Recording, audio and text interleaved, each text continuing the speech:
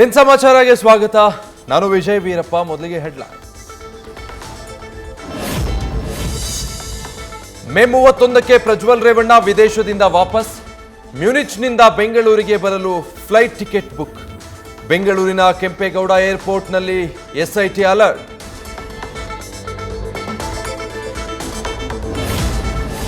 ಪ್ರಜ್ವಲ್ ಬೆಂಗಳೂರಿಗೆ ಬರುವುದು confirm ಆಗ್ತಿದ್ದಂತೆ SIT alert.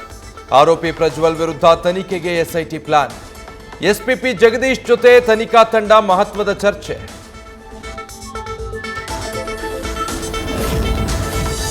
Revanna ಜೈಲುಂಡು ಬಂದ ಬಳಿಕ ಭವಾನಿಗೂ ಬಂಧನ ಭೀತಿ. ಇಂದು ಭವಾನಿ ಜಾಮೀನು ಅರ್ಜಿ ವಿಚಾರಣೆ. ಕಿಡ್ನಾಪ್ ಕೇಸ್ನಲ್ಲಿ ಜೈಲೋ ಬೇಲೋ ನಿರ್ಧಾರ.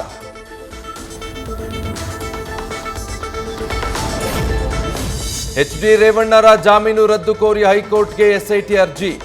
ಮೇ 31ರಂದು ಎಸ್ಐಟಿ ವಿಚಾರಣೆ ಸಾಧ್ಯತೆ. ಪ್ರಕರಣ ರದ್ದು ಕೋರಿ ರೇವಣ್ಣರಿಂದಲೂ ಹೈಕೋರ್ಟ್ಗೆ ಅರ್ಜಿ.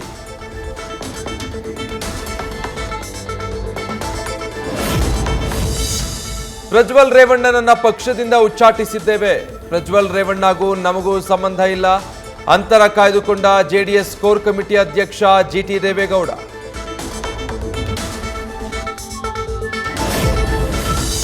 ಕಾಂಗ್ರೆಸ್ನಲ್ಲಿ ಬಗೆಹರಿಯದ ಎಂಎಲ್ಸಿ ಅಭ್ಯರ್ಥಿ ಆಯ್ಕೆ ಕಗ್ಗಂಟು. ಆಕಾಂಕ್ಷಿಗಳ ಪಟ್ಟಿ ಹಿಡಿದು ದೆಹಲಿಯಲ್ಲಿ ಸಿಎಂ ಡಿಸಿಎಂ ಸರಣಿ ಸಭೆ. ಒಂದು ಮಲ್ಲಿಕಾರ್ಜುನ ಖರ್ಗೆ ಜೊತೆ ಅಂತಿಮ ಸಭೆ.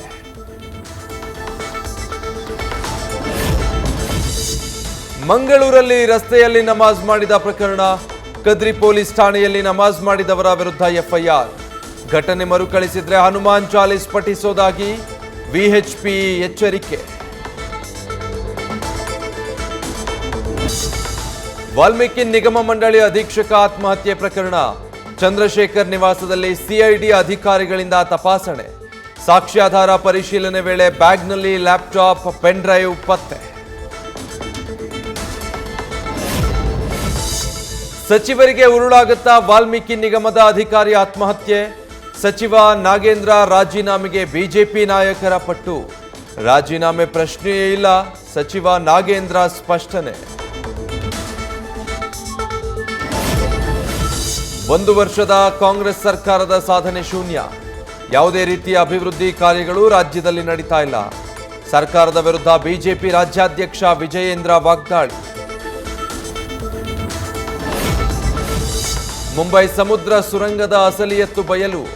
ಉದ್ಘಾಟನೆಯಾದ 2 ತಿಂಗಳಿಗೆ ಸುರಂಗದಲ್ಲಿ ಸೋರಿಕೆ. ಘಟನಾ ಸ್ಥಳಕ್ಕೆ ಸಿಎಂ ಏಕನಾಥ್ ಶಿಂಧೆ ಭೇಟಿ, ಪರಿಶೀಲನೆ.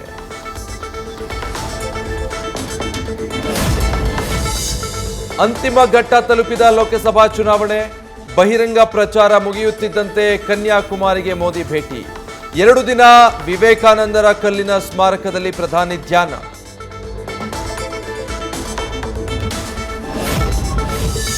ಕೇರಳದಲ್ಲಿ ಮುಂದುವರಿದ ಮುಂಗಾರು ಪೂರ್ವ ಮಳೆ ಆರ್ಭಟ. ಕೊಚ್ಚಿಯಲ್ಲಿ ಮೇಘ ಸ್ಫೋಟದಿಂದ ರಸ್ತೆ, ಮನೆಗಳು ಜಲಾವೃತ. ಎಡಬಿಡದೆ ಸುರಿಯುತ್ತಿರುವ ಮಳೆಯಿಂದ ಜನಜೀವನ ಅಸ್ತವ್ಯಸ್ತ.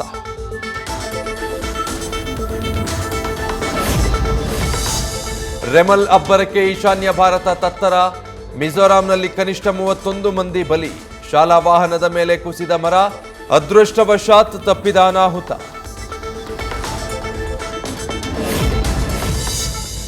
ಭಾರತದ ವಾಯುಸೇನೆಗೆ ಮತ್ತಷ್ಟು ಬಲ ತುಂಬಲು ಮುಂದಾದ ಕೇಂದ್ರ. 50,000 ಕೋಟಿ ರೂಪಾಯಿಯ ರಫೇಲ್ ಮೈರಿನ್ ಜೆಟ್ ಒಪ್ಪಂದ.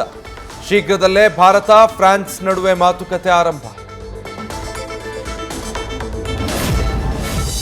ವಿಶ್ವದ ಮುಂದೆ ಪಾಕ್ನ ನರಿಬುದ್ಧಿ ಮತ್ತೊಮ್ಮೆ ಬಯಲು.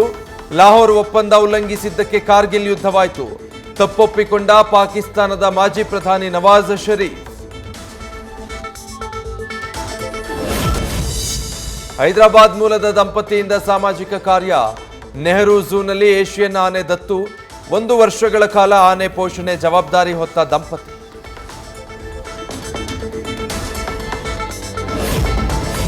ಇಂದು ದಿವಂಗತ ರೆಬಲ್ ಸ್ಟಾರ್ ಅಂಬರೀಶ್ ಹುಟ್ಟುಹಬ್ಬ. ವಿಶೇಷ ಪೋಸ್ಟರ್ ರಿಲೀಸ್ ಮಾಡಿ ಶುಭ ಕೋರಿದ ನಟ ದರ್ಶನ್. ರೆಬಲ್ ಬರ್ತ್ಡೇಯ ಕಾಮನ್ ಡಿಪಿ ಬಿಡುಗಡೆ.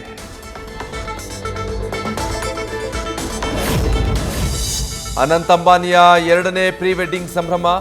ಇಂದಿನಿಂದ 3 ದಿನ ಐಷಾರಾಮಿ ಹಡಗಿನಲ್ಲಿ ಸಮಾರಂಭ. ಸುಮಾರು 800 ಅತಿಥಿಗಳು ಪ್ರೀ ವೆಡ್ಡಿಂಗ್ನಲ್ಲಿ ಭಾಗಿ. ನ್ಯೂಸ್ ಫಸ್ಟ್ ನಿರ್ಭೀತಿಯಿಂದ ನಿಮ್ಮ ಪರವಾಗಿ.